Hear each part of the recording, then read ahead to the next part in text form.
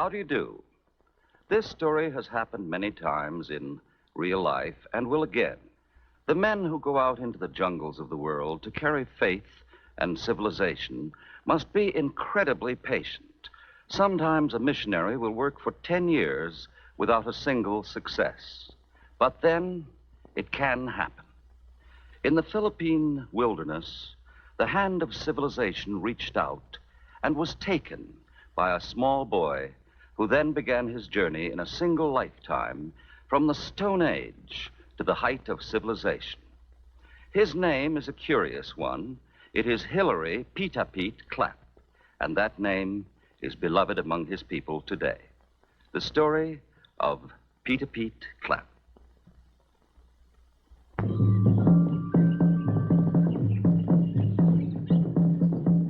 The road began here for Pita-Pete in Bontoc, mountain province of the Philippine Islands, 1903. 10 spear casts away, the pioneer Episcopal mission where the Reverend Walter C. Clapp and an assistant earnestly did their work of trying to bring God to a jungle.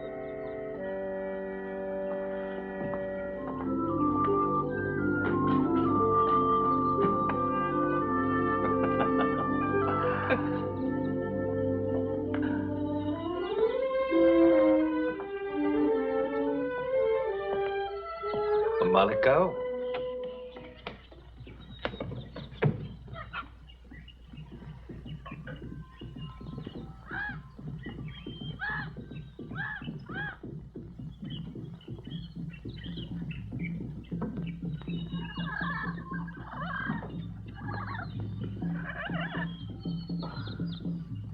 Gagnan ngatsan mo?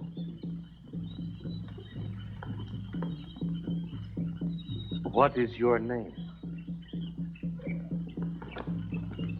My name is Father Walter Clapp.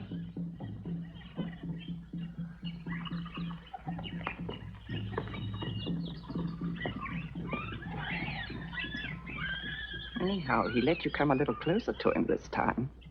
I think he may be getting ready to accept us. In a very small way, to be sure. No, I don't think so, Miss Waterman. Must admit he's enterprising. At least he ran away last. I suppose that's a degree of leadership. Oh?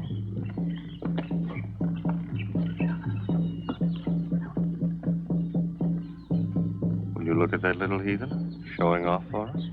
You don't suppose he's practicing for us, do you?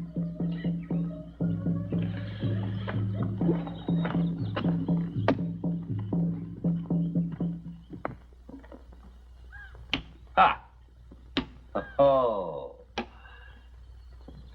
1 and 2. Move, Miss Waterman. Do something. I challenge you to move. That was a master stroke. Generalship in the jungle. Move.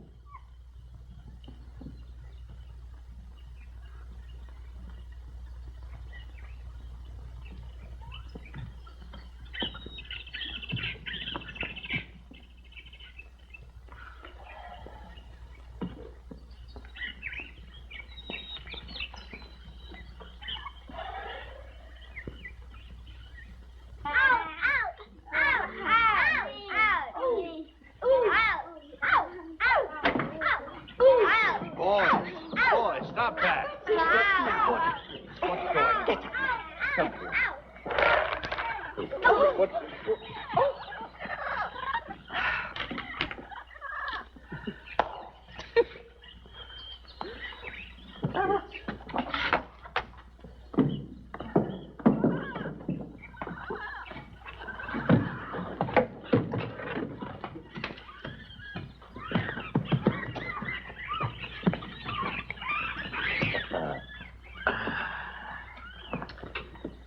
The only survivors. Mm-hmm. Which he left us, no doubt, Miss Waterman, as a symbol of the Trinity. That little pagan? God is, after all, the best deviser of stratagems. That's from Jeremiah, isn't it, Father? No, Miss Waterman, the Koran.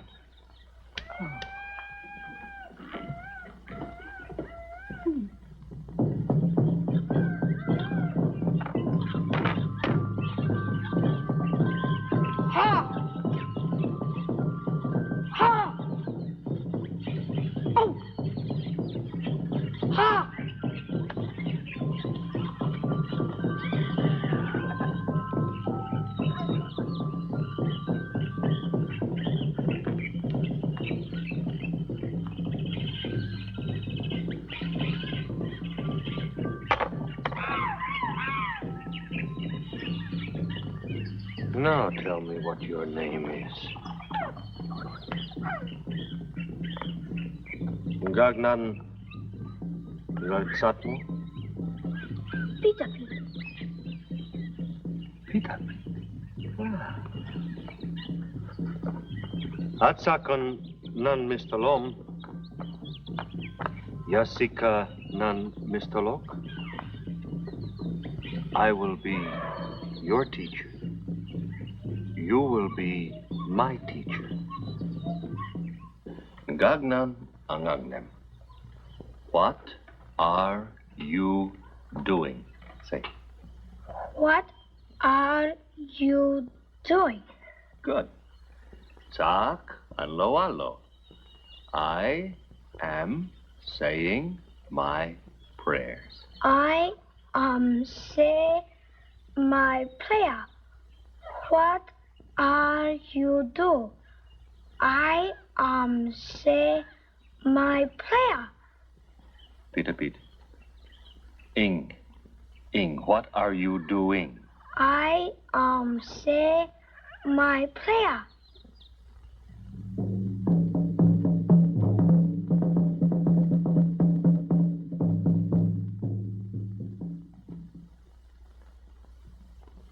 Here are the Philippine Islands, and this little place up here is Luzon. And where we are now, on Luzon, would be even smaller than the point of a pencil. Have you been to these places, Afofachi? Some of them. Will I ever go to some of them? Do you know why I baptized you as I did Hillary Peter Pete Clapp? Hillary, because I laugh. Clap, because it's your name, Afofachi. Because I thought you would bring honor to my name. Now I'm sure of it. Bishop Brent admires you very much. The bishop would like to take you to America with him. He went to school here. That's Ontario in Canada. He wants you to go to his school. Would you like that? Oh, yes.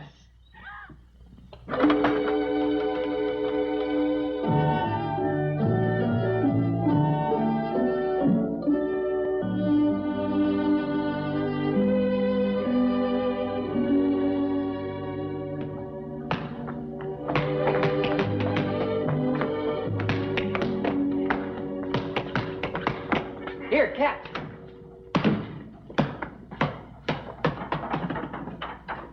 Dabney. Hey, Dabney, come on, we need you. The fellows in the main gym are getting up a game. We need you. We need a forward. No basketball for me today. Pulled a muscle in my leg. Oh, come on, we're short a man. Not today. You're in gym clothes. I was just going to jog around the track a few times, work out the stiffness. We can't play 4 men against their 5. Well, then get somebody else. But there isn't anybody else. That's what I've been trying to tell you. If you need somebody, Thanks, just the same, Clap. Some other time. but if there is nobody else... Look, Clapp, there are a few things you just don't seem to understand. Now, you're here to get an education. Nobody minds that. I don't even mind sitting next to you in classes. But you got to realize that socially or in sports, well, that's different. Look, my sister's coming up here next week to the prom. Are you going to expect to dance with her? Well, you said yourself, you never even slept in a bed till a month ago. You don't belong here. You ought to go back to the jungle where you do belong. What? You crazy or something? Put down that knife. Put down a knife, you hear? Clap, you.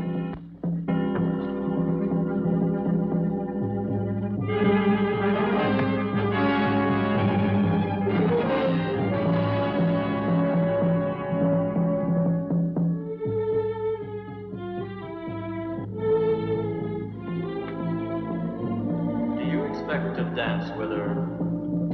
Go back to the jungle where you belong. Do you expect to dance with her? Go back to the jungle where you belong. I will stay here. I will not go back until I am ready.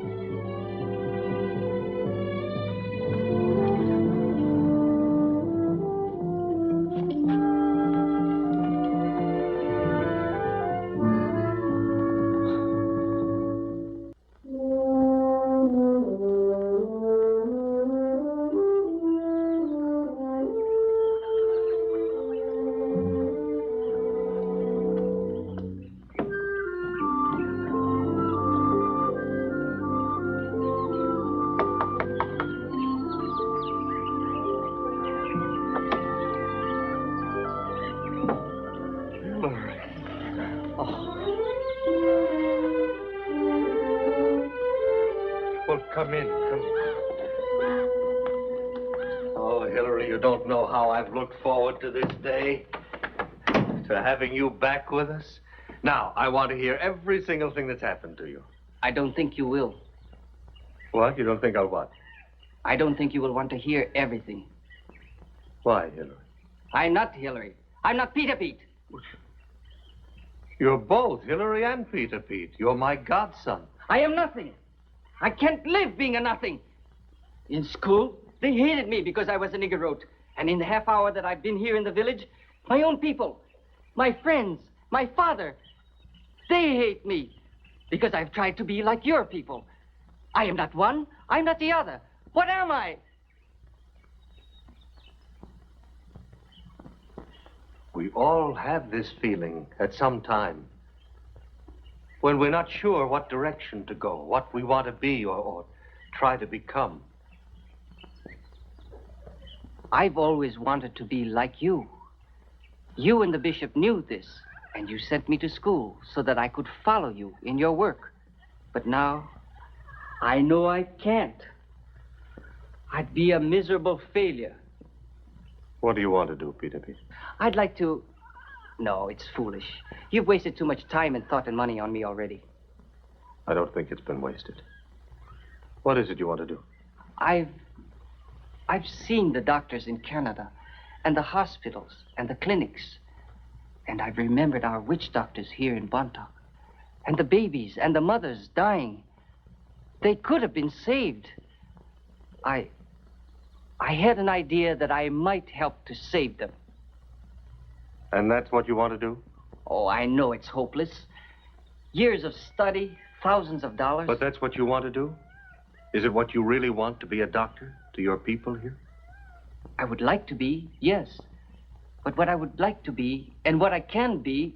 It's not a question of what you would like to be. The question is, do you want to be enough? Do you want it enough to work and slave and sacrifice for it? Enough to give up everything in order to become a doctor to your people? I think so, Father. You think so? That's not good enough.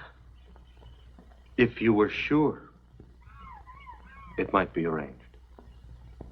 I'm very sure, Father.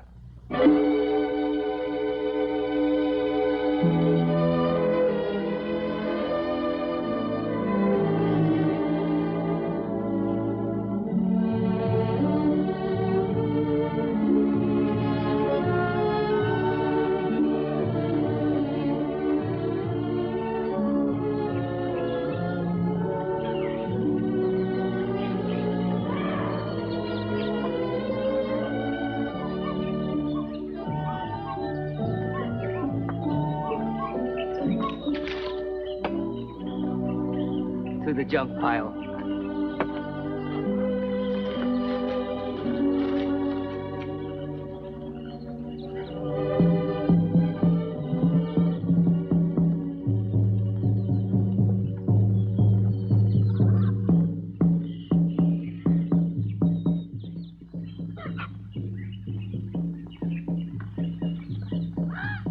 Hurry up! Hurry up! Now we have confirmation of what we have heard from Tukukan. Confirmation. The fever sickness is in the Tukukan village. Everyone knows it. But now I know what that fever sickness is. It's smallpox. This is a report from Manila. It's not just one village, but many. Look at the number of deaths the missionaries have reported. It seems to be spreading in all directions. Yes, and now I can do something. Are you going to the Tukukans? No, I can't do much for those who already have it. But I can do something right here. What? I can prevent the disease from coming to Bontoc. If I can inoculate every Igorot in our community... And you think they will let you? I must persuade them, Maria. I must. Pack some smallpox vaccine and needles in my bag. I'm going to talk to the headman of the village. And you all know what is happening to the Tukukans. The fever sickness is killing their people. We know. And are you going to just sit and let the fever sickness come to kill the Bontoc? It spreads and spreads and kills as it goes. The elders have called for dances and magic from Anitu. Anitu's magic will not keep away the fever. You speak with an evil tongue, Peter Pete. Anitu's punishment will find you. I have magic stronger than Anito's. Strong and simple. In a moment, with the scratch of a needle, I can keep the fever away from you, and you, and you. All of you. The elders forbid you to use your magic. It is not Anitu's will. Anitu's will is not to have my people die of the fever. The elders forbid it. You know the penalty. I will submit to any penalty if you will give me a chance to prove I'm right. Let me begin with this boy. I will not hurt him. He will not fall sick. He will not die if only you will let me give him my medicine. You let the boy go. I have medicine for all of you. I promise you, when other tribes are sickening and dying, you and your sons will live and thrive. I am one of you. Why should I do you harm? You will let the boy go. Let me show you how simple it is. Peter Pete, we do not want your medicine. We have our own. If you have any wisdom left, go.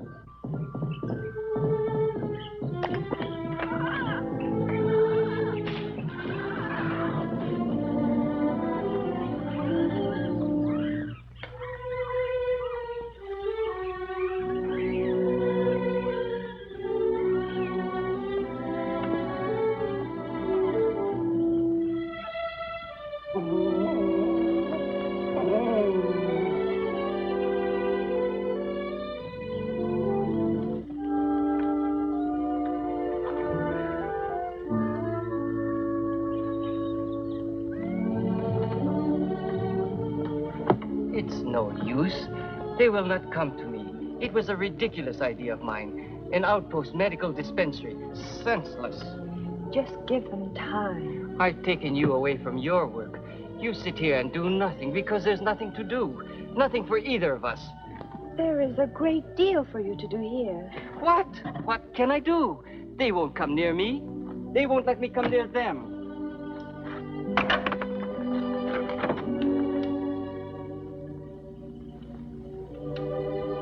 Can you play checkers?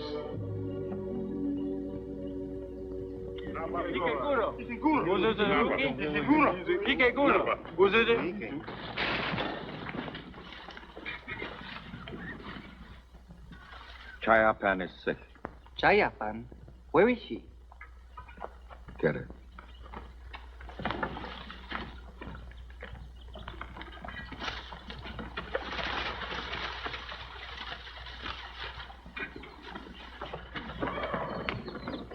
Cure Chayapan. Make her well. Thermometer.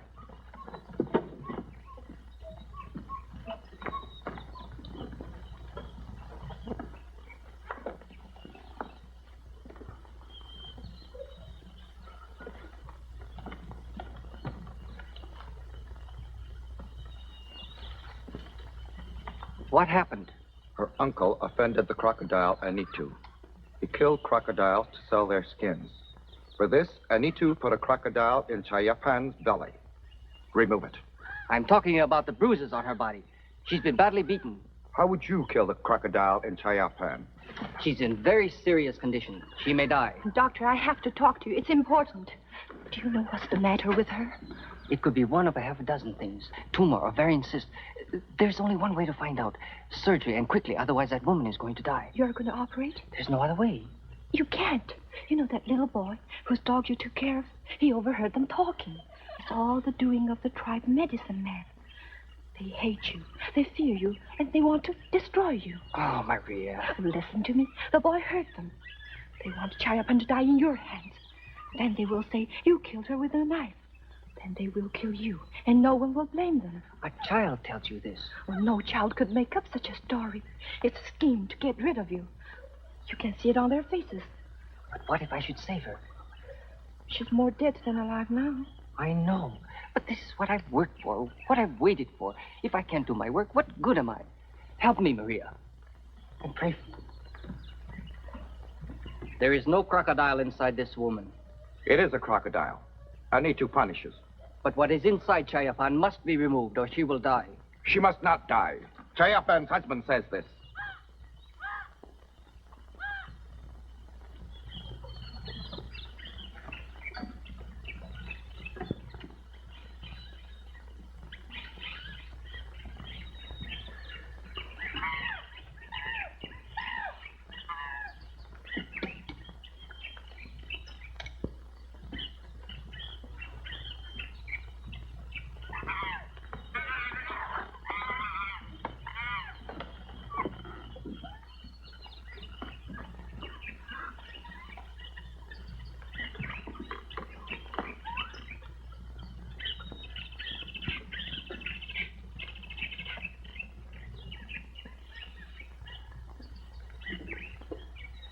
Pulse?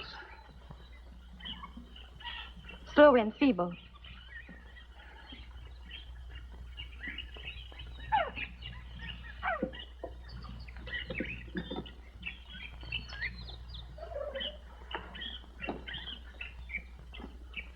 Now, where is their crocodile?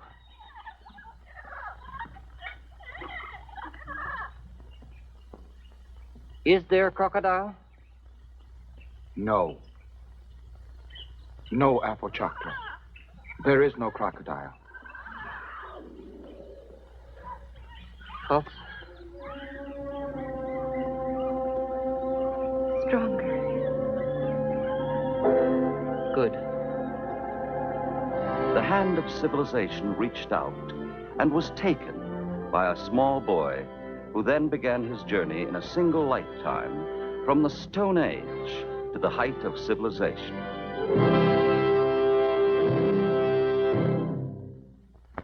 Sometime after Father Clapp, to the same mission came Father Nobes to continue the work. And there, of course, he heard 100 tales of Peter Pete as a boy, and also met the grown man. Father Nobes, some of us have wondered whether, after all, it might not have been better if a man of Dr. Peter Pete's great gifts could not have helped his people more by having gone to a great city, say Manila, in order that his example could have been seen by millions. I don't believe that we shall ever be able to measure the extent of his influence upon the mountain people of the Philippines. When I first met him, he was still a pioneer, and it was his complete devotion to the Igorot people that inspired so many others of his race to step out of their primitive culture into the 20th century, and later on to return, like him, as nurses, teachers, clergymen, and other leaders. He had made his decision and chose to remain with him. Yes, Peter Pete was completely faithful to his mountain people. I was privileged to work at his side, and I saw how this complete love that he had for his people enabled him to serve the rest of his years in Bontoc. Thank you so much, Father Nobes, for being with us to conclude the story of your friend, Dr. Peter Pete Clapp.